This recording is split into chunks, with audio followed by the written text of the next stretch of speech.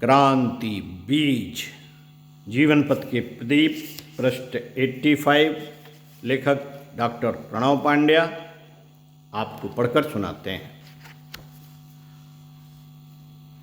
युग संध की बेला। सभी शिष्य साधक ब्रह्म मुहूर्त में ध्यानस्थ, ध्यान की गहराइयों में दिव्यनाद ध्वनित हो उठा। गुरुदेव की वाणी शब्द रूप लेने लगी। मेरे पुत्रों, मैं भी एक किसान हूँ। मैंने भी कुछ बीज बोए थे, उनमें अंकुर आए और फूल भी लगे। उन फूलों की सुगंध से मेरा सारा जीवन भर गया। उस सुगंध ने मुझे रूपांतरित कर दिया, मुझे नया जीवन दिया। अदृश्य और अज्ञात ने अपने बंद द्वार मेरे लिए खोल दिए और मैंने उस परम सत्य को देखा जो आँखों से देखा नहीं जा सकता। शाश्वत के उस संगीत को सुना जिसे सुनने में कान समर्थ नहीं होते।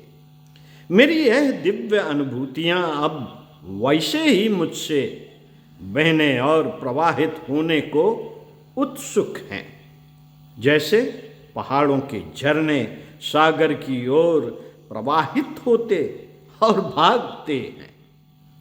याद रहे, बदलियां जब पानी से भर जाती हैं तो उन्हें बरसना पड़ता है।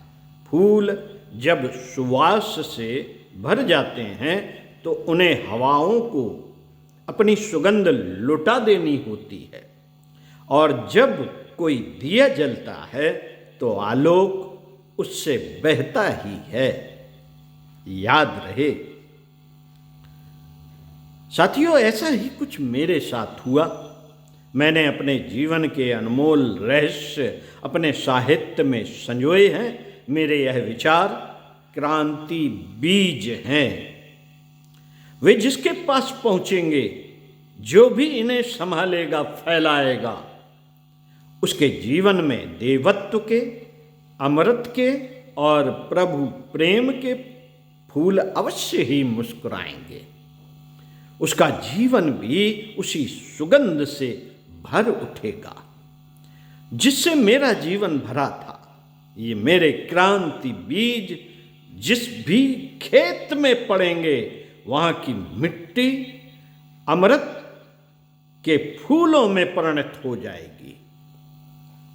जो भी मेरे पास था उसे क्रांति बीजों के रूप में तुम सबको सौंप चुका हूँ। मेरा प्रत्येक विचार क्रांति बीज है और मेरा समूचा साहित्य इन क्रांति बीजों का अक्षय भंडार है।